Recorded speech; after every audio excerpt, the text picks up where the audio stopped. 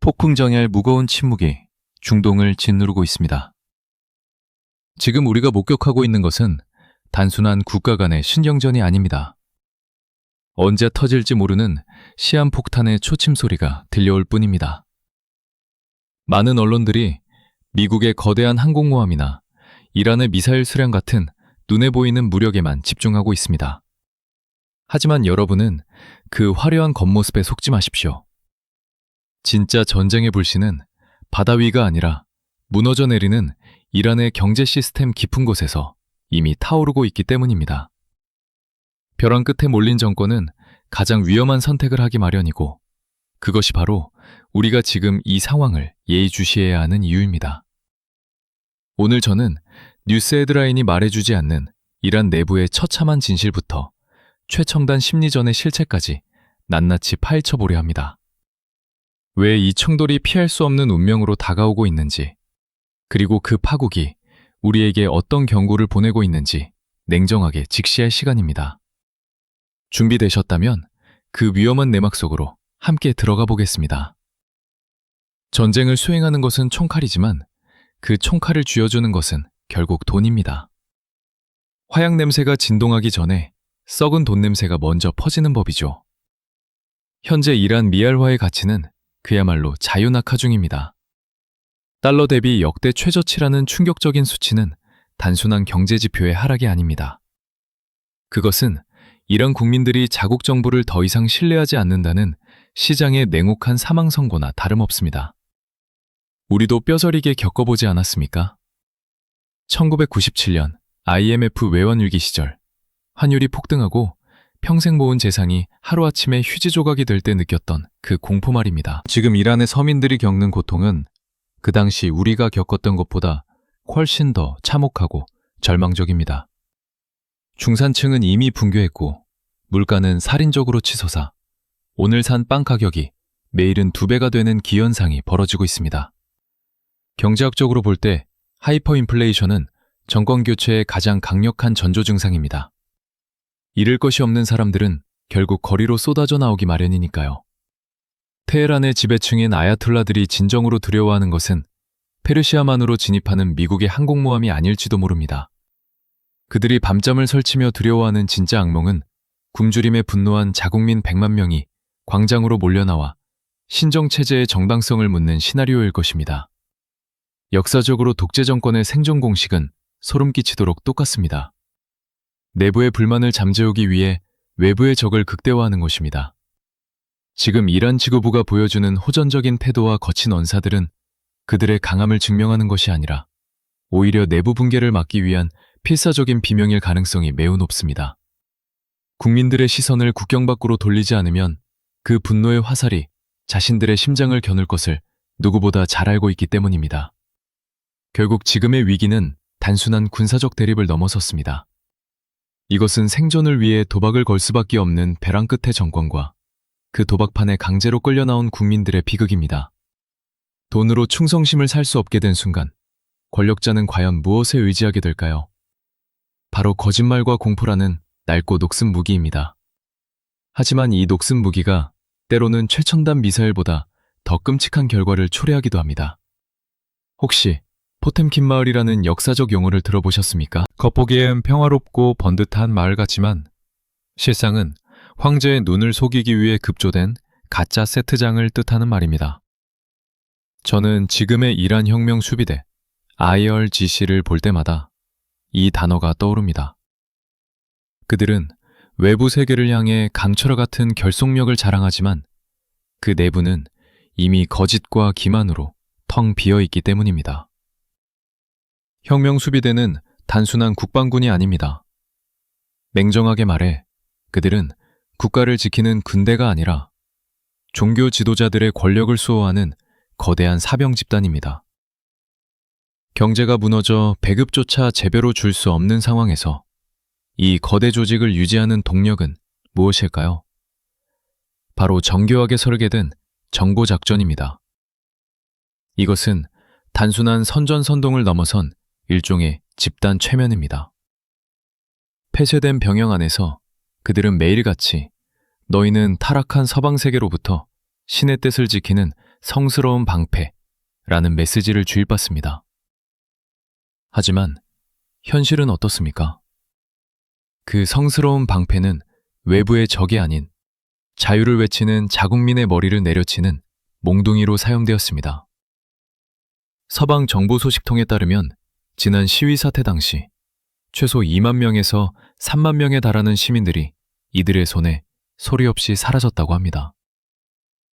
자국민을 학살해야만 유지되는 정권이 과연 군인들의 진심 어린 충성을 얻을 수 있을까요? 저는 불가능하다고 봅니다.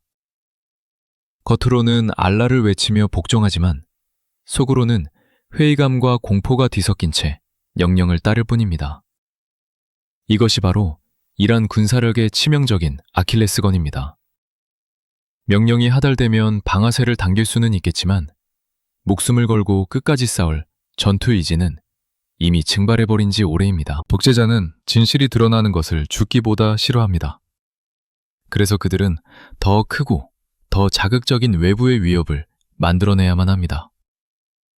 내부의 모순을 감추기 위해 그들이 선택한 것은 정면 대결이 아닌 비겁하지만 효과적인 비대칭 전략이었습니다. 그리고 그 중심에는 현대전의 악몽이라 불리는 무인기가 있습니다. 현대전의 양상은 우리가 알던 상식과는 전혀 다른 방향으로 흘러가고 있습니다. 수백억 원짜리 최첨단 전투기가 하늘을 지배하던 시대는 지났을지도 모릅니다. 그 자리를 대신하고 있는 것은 바로 가난한 자의 순항미사일이라 불리는 이란제 자폭 드론 샤헤드 136입니다.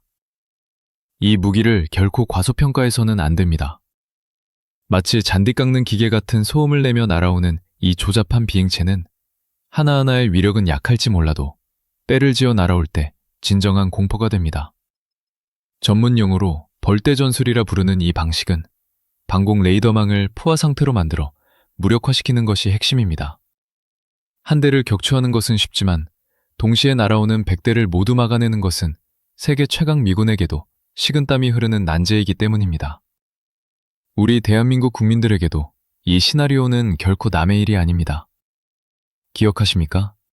불과 얼마 전 북한의 무인기 5대가 서울 상공을 휘젓고 다녔던 그 아찔한 사건을 말입니다. 당시 우리 군의 대응이 늦어졌던 이유도 그 크기가 너무 작고 저고도로 비행하여 탐지가 어려웠기 때문입니다. 이란은 바로 이 점을 노리고 있습니다.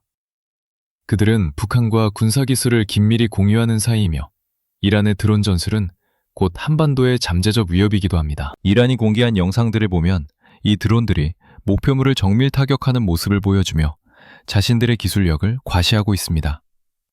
하지만 그 이면에는 냉혹한 계산이 깔려 있습니다. 수십억 원에 달하는 요격 미사일로 고작 수천만 원짜리 드론을 격추해야 하는 비용의 비대칭성을 강요하는 것입니다. 이것은 군사작전이 아니라 경제전쟁이며 상대방의 국고를 고갈시키려는 치졸하지만 영미한 전략입니다. 그러나 양이 언제나 질을 이길 수는 없는 법입니다. 이란이 낡은 오토바이 엔진을 단 드론으로 하늘을 뒤덮으려 할 때 미국은 차원이 다른 기술로 이 도전에 응답했습니다. 단순한 숫자의 싸움을 끝내버릴 진짜 게임 체인저가 등장한 것입니다. 이란이 값싼 물량 공세로 승부를 걸어올 때 미국은 질적 초격차라는 카드를 꺼내들었습니다. 미 해병대가 야심차게 도입한 공격형 드론 루카스가 그 주인공입니다. 얼핏 보면 이란의 샤헤드와 외형이 비슷해 보일 수 있습니다. 하지만 겉모습에 속지 마십시오. 그 내부는 완전히 다른 세상입니다.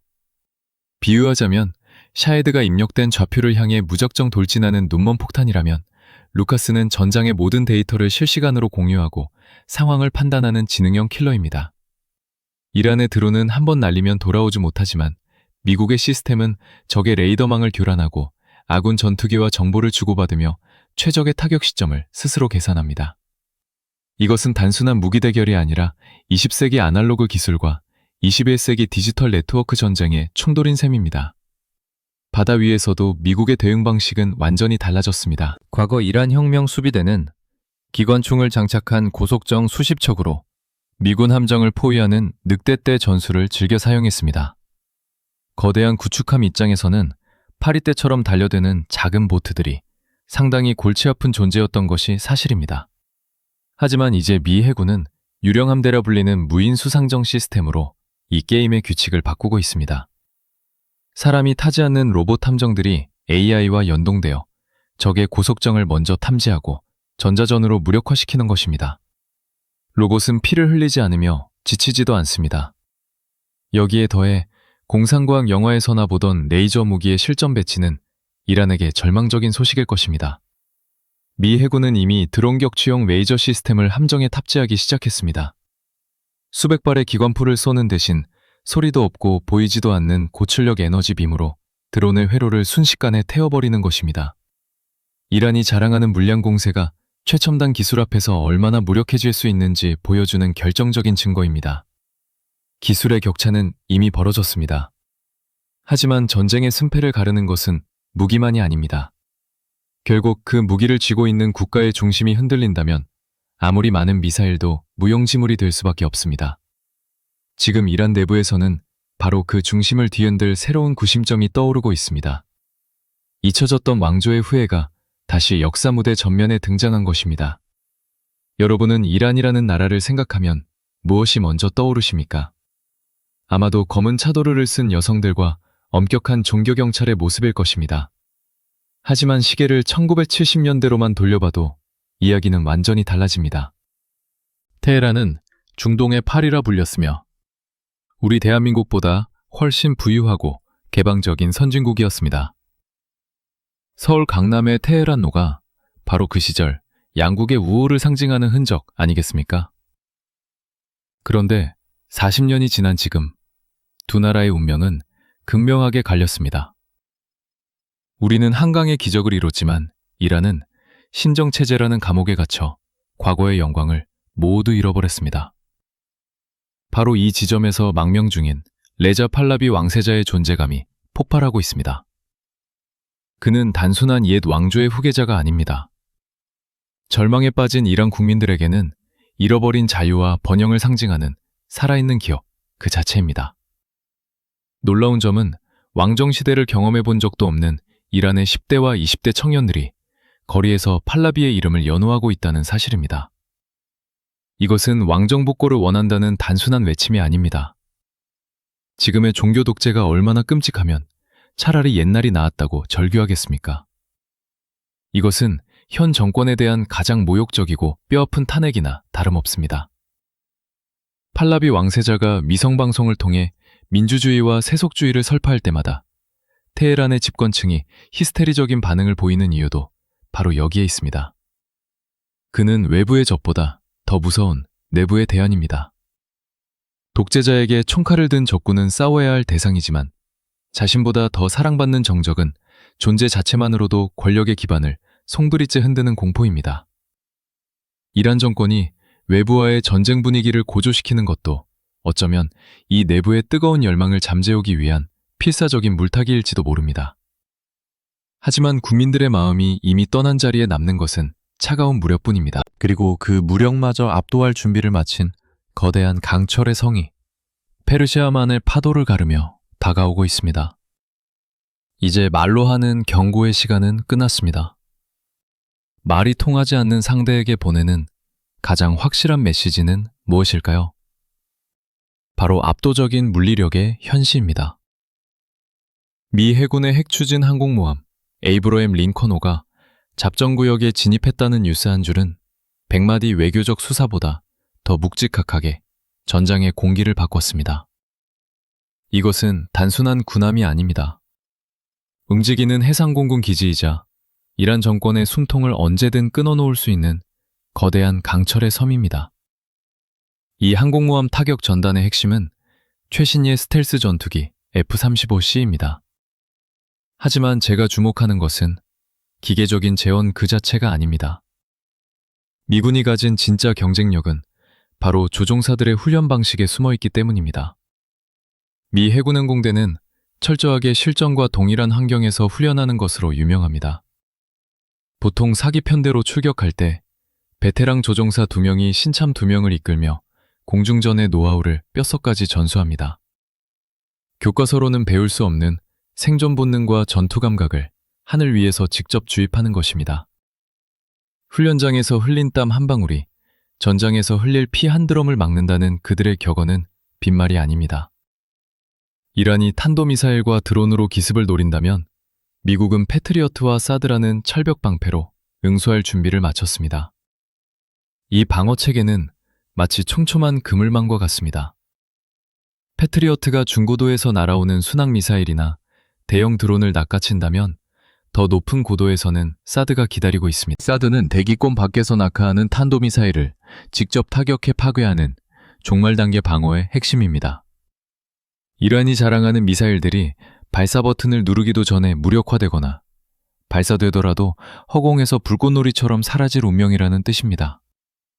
일각에서는 이란의 극초음속 미사일 개발을 우려하기도 합니다. 하지만 미국은 이미 이에 대비한 다층 방어망 시뮬레이션을 수없이 반복해왔습니다. 이란의 미사일이 대기권을 뚫고 내려올 때 미 해군의 이지스함이 발사하는 SM-3 유격 미사일과 지상의 사드 포대가 동시에 교차 사격을 가하는 시나리오입니다. 창과 방패의 싸움에서 방패가 뚫릴 확률보다 창이 부러질 확률이 압도적으로 높은 게임입니다.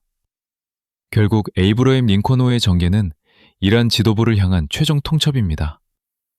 너희가 선을 넘는 순간 우리가 너희 머리 위로 무엇을 쏟아부을지 상상해보라. 는 무언의 압박입니다.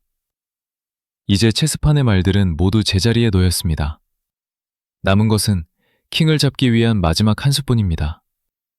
만약 이 긴장이 폭발하여 실제 충돌로 이어진다면 과연 첫 48시간 동안 어떤 일이 벌어질까요? 그 참혹한 시나리오를 예측해봅니다. 만약 우려했던 최악의 시나리오가 현실이 되어 개전 버튼이 눌러진다면 초기 48시간은 그야말로 지옥의 문이 열리는 시간이 될 것입니다. 현대전의 속도는 상상을 초월합니다. 미군과 동맹국의 1차 타격 목표는 이란의 군사력이 아닙니다. 그들의 눈과 귀가 되어주는 지휘 통제센터, 그리고 전력망과 통신시설이 순식간에 마비될 것입니다. 테헤란의 하늘이 칠흑 같은 어둠에 잠기는 순간 정권의 통제력은 사실상 와해된다고 봐야 합니다. 하지만 진짜 공포는 폭격 그 자체가 아니라 그로 인해 발생할 도미노 효과에 있습니다. 궁지에 몰린 이란이 선택할 수 있는 최후의 카드는 바로 호르무즈 해협 봉쇄입니다. 전 세계 원유 물동량의 30%가 지나가는 이 좁은 바닷길이 기뢰와 침몰선으로 막히는 순간 세계 경제는 즉사 위기에 처하게 됩니다. 이것은 남의 나라 전쟁 이야기가 아닙니다. 에너지 수입 의존도가 절대적인 우리 대한민국 경제에는 그야말로 재앙과도 같은 소식입니다. 국제 유가가 배럴당 150달러를 넘어 200달러까지 치솟는 초유의 사태가 벌어질 수 있습니다. 주유소 기름값 폭등은 시작일 뿐입니다. 원자재 가격 상승으로 인한 물가 대란, 환율 급등, 수출 기업의 채산성 악화 등 우리가 겪게 될 경제적 충격은 1970년대 오일 쇼크를 능가할지도 모릅니다. 물론 미국은 이란의 해협 봉쇄를 뚫기 위해 총력을 다하겠지만 바다에 뿌려진 기뢰를 제거하고 안전을 확보하는 데는 상당한 시간이 걸립니다. 그 고통스러운 시간 동안 세계 경제는 멈춰설 것이고 이란 내부에서는 경제 붕괴로 인한 인도주의적 참사가 벌어질 것입니다. 결국 이 전쟁에는 승자가 없을 수도 있습니다. 하지만 가장 큰 패자가 누구일지는 명확합니다. 무모한 도박으로 자국민을 파멸의 구렁텅이로 몰아넣은 이란의 지도부, 그리고 그들의 오판으로 인해 고통받아야 할 무고한 시민들이 될 것입니다. 총성은 중동에서 울리겠지만 그 비명은 전 세계가 함께 지르게 될 것입니다. 오늘 우리는 페르시아만 위를 떠다니는 거대한 항공모함과 드론의 대결을 넘어 그 이면에 숨겨진 더 깊은 진실을 들여다보았습니다. 결국 이란 사태의 본질은 무기의 대결이 아닙니다. 그것은 21세기 문명과 중세 신정 체제 사이의 거대한 충돌이며 거짓으로 쌓아올린 권력이 무너져 내리는 역사적 과정입니다. 아야톨라들의 진짜 적은 미국의 F-35가 아니라 빵과 자유를 외치며 거리로 나선 자국민들일지도 모릅니다. 역사는 우리에게 냉혹한 교훈을 줍니다. 내부로부터 썩어 들어간 성벽은 외부의 작은 충격에도 허무하게 무너진다는 사실입니다. 지금 이란 정권이 보여주는 과격한 군사행동은 강함의 증명이 아니라 임박한 붕괴를 감추려는 필사적인 몸부림에 가깝습니다.